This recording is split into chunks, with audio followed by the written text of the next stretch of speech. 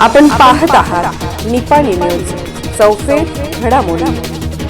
किती अडचणी आल्या तरी लाभार्थ्यांना घरकुलाचे वाटप केल्याशिवाय स्वस्थ बसणार नाही। आमदार शशिकला चुल्ले। निपाणी मतदारसंघातील घरकुल नसलेल्या कुटुंबासाठी घरकुल देण्याचं काम आम्ही प्रामाणिकपणे केलं आहे। मात्र आजच्या घरकुल वितरण कार्यक्रमात विरोधकांनी आडकाठी आणली असून त्यांना जनता कधीच माफ करणार नाही असा आरोप आमदार शशिकला चुल्ले यांनी आयोजित पत्रकार परिषदेत केला। आमदार चुल्ले पुढे म्हणाल्या, सन 2008 पासून निपाणी मतदारसंघात तुमची मुलगी म्हणून राजकारण करत असताना आतापर्यंत कधीही जाती धर्माचे राजकारण केलं नाही। निपाणीचा सर्वांगीण विकास करण्याचं काम केलं आहे। मतदारसंघात घरकुलापासून वंचित असलेल्या नागरिकांसाठी महत्त्वाकांक्षी घरकुल योजना साकारली। त्यानुसार 600 घरांचे वितरण करण्याचं ठरवलं होतं। तो आनंदाचा क्षण आज जवळ आला होता। मात्र या कार्यक्रमात विरोधकांनी विघ्न आणण्याचं काम केलं। अधिकाऱ्यांनी ही चुकीची भूमिका घेतल्यामुळे कार्यक्रम रद्द करावा लागला आहे। याबद्दल मनाला खूप वाईट वाटत आहे। मात्र आपण गप्प बसणार नसून येत्या काळात सर्व लाभार्थी महिलांना त्यांच्या हक्काची घरे मिळवून दिल्याशिवाय गप्प बसणार नाही। येत्या निवडणुकीत स्त्रियांनी विरोधकांना त्यांची जागा दाखवून द्यावी। तसेच अजूनही घरे शिल्लक असून या घरकुलाचा लाभ वंचित नागरिकांनी घ्यावा असं आवाहन त्यांनी केलं। यावेळी BDCC अध्यक्ष अण्णासाहेब चोले, निपाणी शहर भाजपा अध्यक्ष राजेंद्र कुंदेशा, सुनील पाटील, विजय टवळे, अभिनंदन मुतकुडे, रवी कदम, रवी इंगवले, संतोष सांगावकर, महेश सूर्यवंशी, सागर मिरचे, सद्दाम नगारची, महालिंग कोटीवाले, बाळासाहेब जोरापुरे, प्रशांत केस्ती, प्रसाद औंधकर, सुनील राऊत यांच्यासह भाजप कार्यकर्ते, महिला वर्ग मोठ्या संख्येने उपस्थित होते। महिला आमदार कोण म्हणून बघितलं तर तिथं तुमच्या मुलगीचं नाव असणार आहे। पहिला मंत्री कोण म्हटलं तर तिथं तुमच्या मुलगीचं नाव असणार आहे। आणि एवढा माया तुम्ही मला दिला, मला माहेरवासीन म्हणून प्रत्येक वर्षाला तुम्ही आशीर्वाद केला, एक वेळेला खासदार म्हणून जावयाला देखील तुम्ही आशीर्वाद केला। म्हणून आम्ही आमचं दोघांचं कर्तव्य आम्ही करत होतो। 2013 पासून 2026 पर्यंत निपाणीचा विकास झालाय की नाही सांगा हो, तुम्हीच झालाय की नाही सांगा। काय सोडलंय आम्ही? निपाणीचं सुधारणा केलं, प्रत्येक वार्डचं सुधारणा केलं, लाईटचं व्यवस्था केलं, रस्ता व्यवस्था केलं, घरकुली व्यवस्था केलं, बचत गटांना जे काही स्कीम आहेत ते आपण करून दिलं। वैयक्तिक आजार असेल तर त्यांना आम्ही पैसे आणून देण्याचं कार्य केलं। आणि एवढंच नाही, मंदिरांचं जीर्णोद्धार आणि मस्जिदांचं जीर्णोद्धार माझं सौभाग्य आहे। दुसऱ्यांदा मला धर्मदायी मंत्री म्हणून मला मंत्रीपद मिळालं। आणि कर्नाटकाच्या इतिहासामध्ये एका मंत्रीला हिंदू आणि मुस्लिमचं कधीही खातं मिळालं नव्हतं, परंतु तुमच्या मुलगीला मिळालं, हे माझं पूर्वजन्मेचं पुण्य होतं। म्हणून मी निपाणी मतदारसंघामध्ये 375 मंदिरांची जीर्णोद्धार केली। निपाणी तालुक्यामध्ये जितकं मस्जिद आहे जाऊन बघा तुम्ही, इथं माझ्या सगळ्या बहिणी आहेत, मुसलमान बांधव आहेत, कधी मी जातीभेद केला नाही। तुमच्या मंदिरला जसं मी फंड देत होतो तसं तुमच्या मस्जिदला पण, आपण दर्ग्याला पण मी फंड दिलोय। निपाणीमध्ये कुठेही जाऊन बघा, निपाणीमध्ये दर्गा जे भव्य उभारलेत ते मी मंत्री असताना दिलेल्या फंड मुळेच आज उभारलेत। माझ्या मनात कधीही नाही आणि कुठल्याही मुलगीच्या मनात माहेरच्या बद्दल असं जुदा भेदभाव नसणार, हे तुम्हाला देखील माहित आहे, कारण तुम्ही पण एक स्त्री आहे। आणि आमच्या दोघांच्या नवरा बायकोंच्या मनात तरी कधीही भेदभाव नाही, जातीभेदीचा नाही आणि धर्माचा पण नाही। कारण मी एक तुम्हाला प्रश्न विचारतो, सगळ्यांच्या अंगात रक्त आहे की नाही? आहे की नाही? रक्ताचा कलर काय, हिरवा आणि लाल आहे काय कुणाच्या? सगळ्यांचं रक्त लाल आहे। आम्ही सगळे पण त्या देवाची मुलं आहे। इथं आल्यावर जात धर्म झाला असेल, परंतु आमच्या दोघांच्या मनामध्ये, आमच्या दोघांच्या कधीही इतिहासामध्ये आम्हाला कुठल्या जातीचं हे आम्ही कधीही बघितलेलं नाहीये। म्हणून ज्या वेळेला तुम्ही आशीर्वाद केला, म्हणून मी ह्या भागाचा विकास करायचं ताकद मला आली। आणि ज्या वेळेला 2013 मध्ये मी इथं फिरायला सुरू केलो, कित्येक माता बहिणी येऊन माझ्या ऑफिसमध्ये सांगत होते, वहिनी आम्हाला राहायला जागा नाही, आम्हाला राहायला घरं नाही। तर मी पण एक महिला आहे ना, प्रत्येकाला वाटत असते की माझा शेवटचा श्वास माझ्या स्वतःच्या छतामध्ये जायला पाहिजे। आम्ही काही करलं की भाड्यामध्ये राहिलं तरी जीव म्हणत असते, सगळ्यांचं इच्छा असते, मन असते, देवा मला पण दुसऱ्यांच्या सारखं माझं एक छोटंसं घर असलं तर मला किती चांगलं होतंय। म्हणून तुमचं हक्काचं घर, तुमचं स्वतःचं घर तुम्हाला मिळवून देण्यासाठी 2021 पासून मी लढाई करायला लागलोय. म्हणून हे सगळं इमारती आज उभारल्यात हे तुम्ही सगळ्यांनी बघितलं. ज्या वेळेला अण्णा खासदार होते त्या वेळेला देखील पंतप्रधान मोदीजी होते. हे सगळं मोदीजींचं स्वप्न आहे. आजपर्यंत कित्येक सरकार आली गेली, कोण घरं एवढी का बांधून दिली नाहीत जर असं तुम्ही विचार करा. परंतु ज्या वेळेला मोदीजी आले त्या वेळेला सांगितलं की आमच्या भारत देशातली आपलं कुठलंही कुटुंब असं राहता कामा नये की त्यांना स्वतःचं घर नाही. बरोबर आहे की नाही?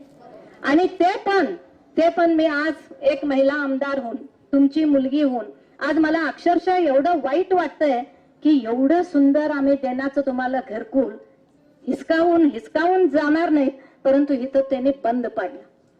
आज तुम्हाला देऊ दिला नाहीत, परंतु मी सोडणार नाही आणि 8 दिवसामध्ये तुमची घरं तुम्हाला देऊनच मी जाणार आहे. काय पाहिजे ते होऊ दे, काय पाहिजे ते होऊ दे. कारण मोदी, तुम्ही सगळे गरीब घराण्यातले आहे ना, तुम्हाला बांधून घ्यायला ताकद तर नाहीच नाही, तुम्हाला बांधून घ्यायला जागा पण स्वतःची नाही. काय हाय सांगा कोणाची?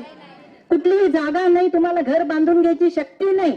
म्हणून प्रधानमंत्रींनी आपल्याला घरकुल योजना दिली आणि दिली कुणाच्या नावावर दिली हो? महिलांच्या नावावर दिली.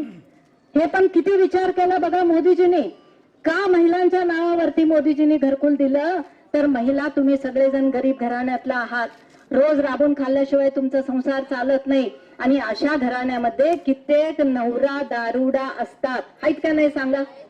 दारुडा नवरा असेल तर बायकोला बघतोय की नाही माहित नाही, मुलाबाळांना बघतोय की नाही माहित नाही. समजा दारूच्या नशेमध्ये बायकोला आणि मुलांना बाहेर ढकलला तर ती स्त्री कुठे जाणार, ती बहीण कुठे जाणार, ती मुलांचं भविष्य काय?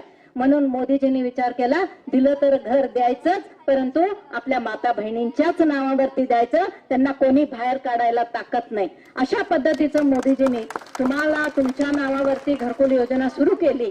आणि मी तुमची मुलगी म्हणून तुम्हाला तुमचा अधिकार मिळावा म्हणून 2022 पासून मी धडपडायला लागलोय. अनेक त्रास आलं किंवा कोविड आलं मध्ये, म्हणून जरा घर तुम्हाला वेळानं मिळालं तर पण मी तुम्हाला सांगू इच्छितो, तुमचं मीटिंग करून 2 महिने झाले. या 2 महिन्यामध्ये कमीत कमी 20 वेळेला बेंगळूरला त्या खात्यामध्ये जाऊन मी भांडण काढले. माझ्या माता बहिणी लवकरात लवकर जाऊन आपल्या घरामध्ये राहायला पाहिजे आणि तिथं आनंदानं गोडी गुलाबीनं त्यांनी घर कुटुंब राहायला पाहिजे म्हणून मी प्रयत्न केला.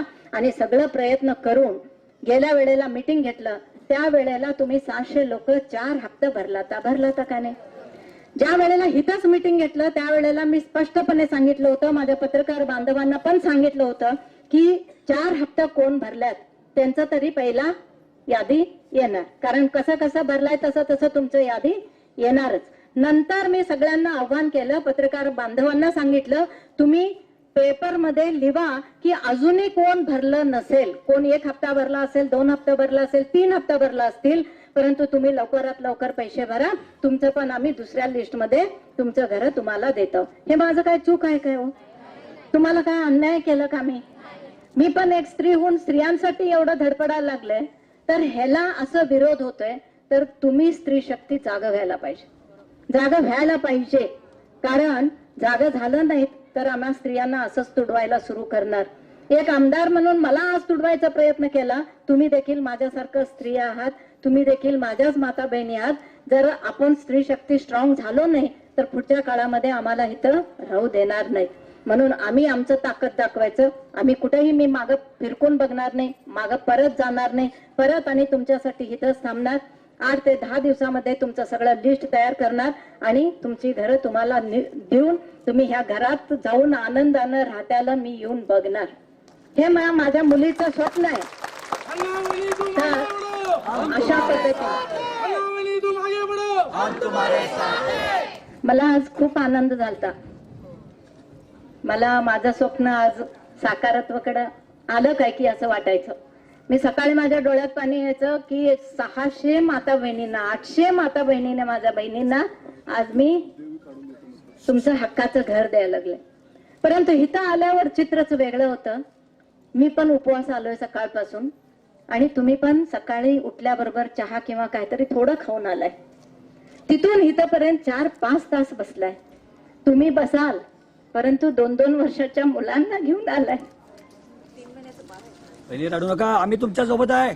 वहिनी रडू नका. बाळाला घेऊन आलाय, सकाळपासून बसलाय. मी एक आई होऊन समजतोय त्या बाळाचं हालत काय झालं असेल. त्या बाळाला काय खायला नाही येतं किंवा त्याला पाणी प्यायला नाहीये. घरात असलं तर आमचं बाळ किती आनंदानं जेवतंय, किती खेळतंय. परंतु तुमचं पण आशा होतं, आज आमच्या हक्काच्या आहे, आम्ही सगळी बहिणी आहे आणि खरोखरच निपाणी मतदारमध्ये मला मुलगी म्हणून तुम्ही स्वीकारलाय आणि हे स्त्री शक्तीचं काय अवतार आहे ते आपण दाखवून द्यायचं आहे येणाऱ्या निवडणुकीमध्ये. ते सगळ्यांनी तयार व्हा. आणि आज एकाकडं दुःख होतंय, एकाकडं मला आनंद पण होतोय. मी सोडणार नाही. 8 ते 10 दिवसामध्ये तुमची घरं तुम्हाला देणार. वास्तुक शांतीला बोलवा. एकही घर सोडणार नाही. सगळ्यांच्या घरात तुमची मुलगी येऊन तुम्ही काय केलंय त्यातलं एक घासभर खाऊन तुमची मुलगी आणि तुमची जावाई आणि माझे सर्व साथीदार तिथं येऊन आम्ही जाणार. आणि इथं आल्यावर तुम्हाला एवढा आनंद व्हायला पाहिजे ना.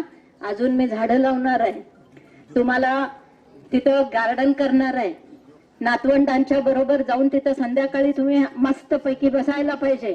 तुम्हाला इथं छोटस मंदिर करूया आणि जी महिला इथं राहायला येतात तुम्हाला एक छोटस उद्योग करायला इथं उद्योगाचं काहीतरी व्यवस्था करूया.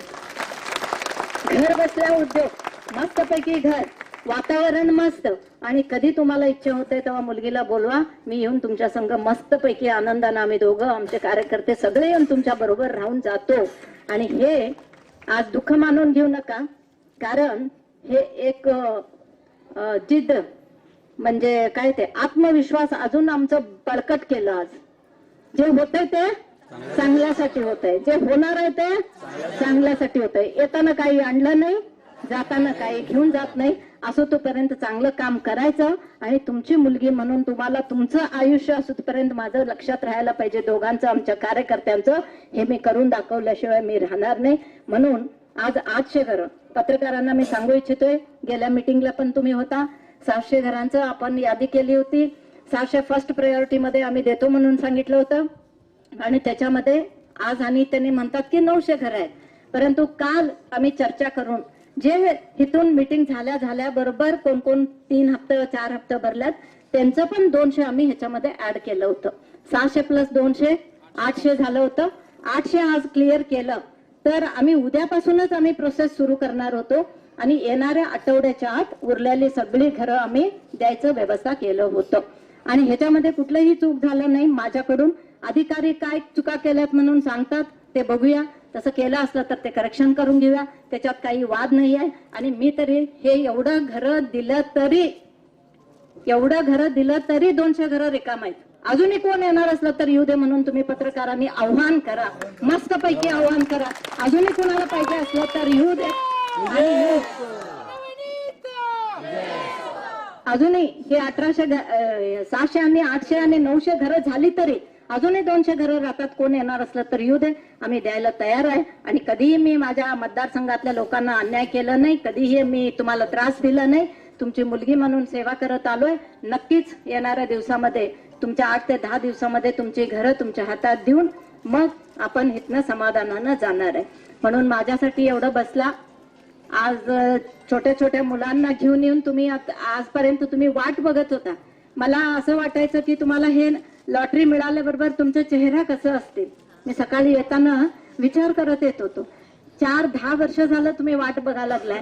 आज तुमचं हक्काचं घर मिळाल्यानंतर तुमचं मन आणि तुमचा चेहरा आणि तुमचं किती सुंदर तुम्ही जाईल इथनं म्हणून मी विचार करत होतो. परंतु झालं ते चांगलं झालं. काय करतात विरोधक करत राहू देत. आम्ही अजून पॉवरफुल होऊन मी वाढतच जाऊ द्या. मला तुमचं सगळ्यांचा आशीर्वाद आहे आणि नक्कीच हे करून दाखवतो. तुम्ही कोणी काळजी करू नका, कोणी डोळ्यात पाणी आणू नका. 10 ते 15 दिवसामध्ये तुमचं घर तुमच्या हातात देऊन गेल्याशिवाय मी समाधान बसणार नाही. सगळ्यांना धन्यवाद. जय हिंद, जय भारत. अशाच अपडेट्ससाठी निपाणी न्यूजला सबस्क्राईब करा आणि रहा अपडेट.